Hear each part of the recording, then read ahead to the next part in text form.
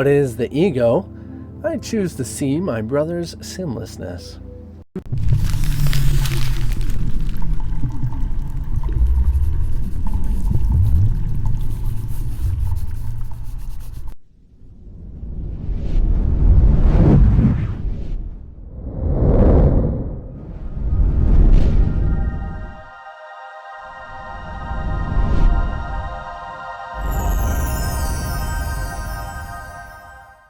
As we have mentioned and talked about innocence and sinlessness quite a few times, we really want to emphasize that this, regardless of your level of interpretation, always instills what forgiveness is. Well, okay, so forgiveness leads to recognizing what innocence is. And yet, of course, miracle students all over the place are pointing out whose ego is whose and what ego has how many egos, and where your ego is doing this right and your ego is doing that wrong, and this thing and that, and let's be Christ and la-di-da. It's rather interesting when we think we can see innocence and see ego at the same time. Usually when we are seeing ego, we're insisting something is screwed up, something is wrong, something is misunderstood, you're delusional, you're not doing it right, you're not being loving. And that does not instill innocence. It's not sinlessness. You can't recognize sinlessness and see someone sinful. Of course, it's what you want to see in the other person, but in the recognition of, do you want to see separation in yourself and others, what yourself is as all that is, or do you want to see what innocence is, what love is, what this reality of who you actually are is? So, of course, all throughout this journey, if you're not getting disoriented, something's not right. Then you might already be there, but the disorienting coming from the physical world, flipping upside down and backwards, disorientation is almost a requirement of recognizing that the ego reads this course all the time and teaches this course all the time, and it's not disorienting because it's still in the same, say, upside down and backwards concept. You're not flipping around. So the ego gets disoriented when you do flip it around, when you do switch it over. And yeah, actually, oh, my brother's sinlessness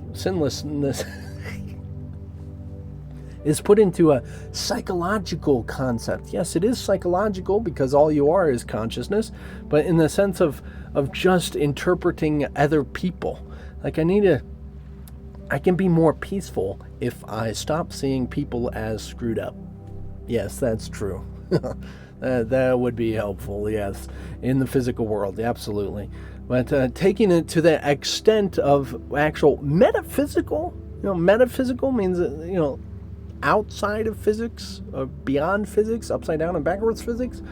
We want to recognize that where forgiveness is offering, where it's going, is not just seeing a body as innocent, but seeing beyond bodies entirely. Yeah, it's not about bodies and persons, and when we're looking at another, it's what we want to see in them, right? But really it is a projection of our own minds. Not only what we want to see in them, but the fact that we see them. And that projection of our minds is the body, is the physical world. And so as you're doing this whole experience, if you want to see innocence and know innocence in yourself, yes, you got to know innocence in your brother while you still think you are out there as your brother. Eventually, you won't see really anything or experience anything outside of yourself, but you see that recognition of innocence within yourself. So, as discussed in a few discussions ago, a few lectures, lessons, whatever these are, we talked about playing the game and going along with the game. If you, for an example, saw a child that seemed a little, sadistic, and he was playing a game like cutting the Barbies' heads off, not only cutting them off, but scalping them and getting crazy, and you're like, about to sit down. Hey, what are you doing? I want to play with you, boy. I want to play. Let's have a game. Why not? Yeah. And then you realize what they're doing. You're like, oh, geez, I'm out of here. You are a crazy kid. Someone needs to lock this kid up early, because this is going to be bad, right? All of a sudden, you don't want to play the game anymore because you deemed it as bad, negative. I just don't like that type of energy. I don't resonate with it, right? You interpreted that story of that kid playing with the dolls being crazy as evil, sadistic, right?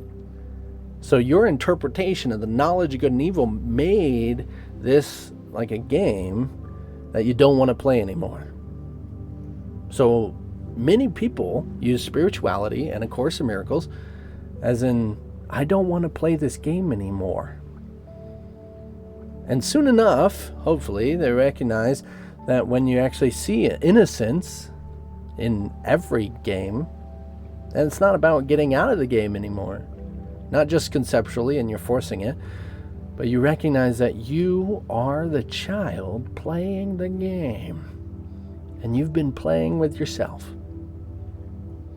And then you deem yourself as sadistic, and you don't like the pain, the suffering that you instilled on your own self in your own game. So we try and separate ourselves from the dream, from the world, saying, oh, I'm going to separate myself from it, instead of recognizing I am it. The change can happen only when one recognizes the problem and accepts responsibility of that problem. So if you're, anonymously an alcoholic or something, or addicted to a world, regardless of what it is, you have to accept full responsibility of where you are. No one has done this to yourself. You have done this to yourself. And it's not a bad thing. It's just a thing. It's just a decision. Sure, we give you the exact way to get out, but if you don't want out, you're going to misunderstand all of these words.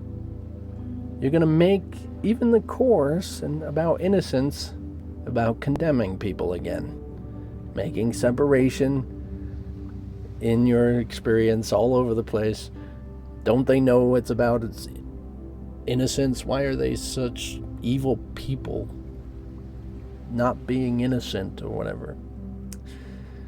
Flipping it around, coming back to physicality that you're so addicted to.